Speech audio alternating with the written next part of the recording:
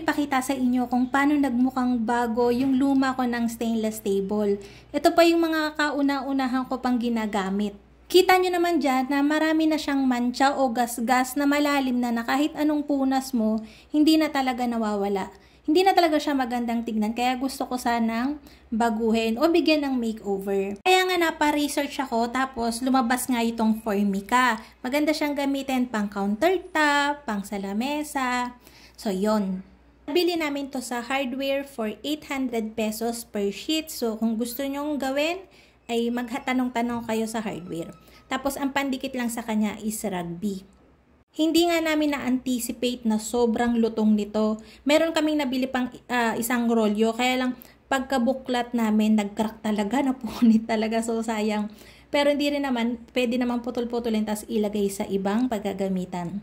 So, ang ginamit dito is grinder pang cut, and make sure na yung gagawa nito ay marunong talaga kasi malutong talaga siya, mabilis talaga siyang mag-crack o mapunit. Buti nga bago mag-uwian itong mga nagtatrabaho dito sa amin, napakisuyuan ko pa para ikabit nga ito. So, overtime sila.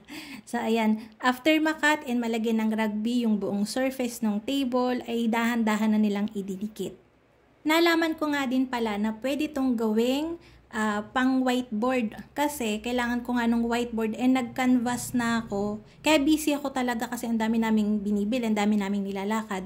Tapos, pwede pala tong pang whiteboard. So, makakatipid ako dahil yung nakita kong pang malakihang whiteboard ay nasa 5,000 plus na.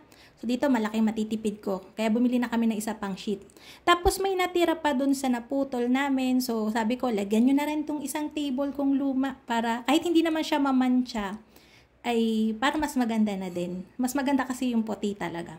May nakita na kasi talaga akong ganito. Kung napapanood nyo si Nebok Gum, nagtataka ako sa kanya kasi stainless table yung table niya pero white na medyo glossy yung countertop niya. Kaya sabi ko, ay ano kaya yung material na yun? Gusto ko talagang tanungin.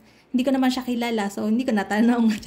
So hindi, nag-research ako, tapos yun nga, Formica pala talaga. So nilalagay talaga to sa mga, yun nga, countertop. Hindi siya madaling masira. Para pakita ko sa inyo, kagasgasan natin yung mga retaso dito.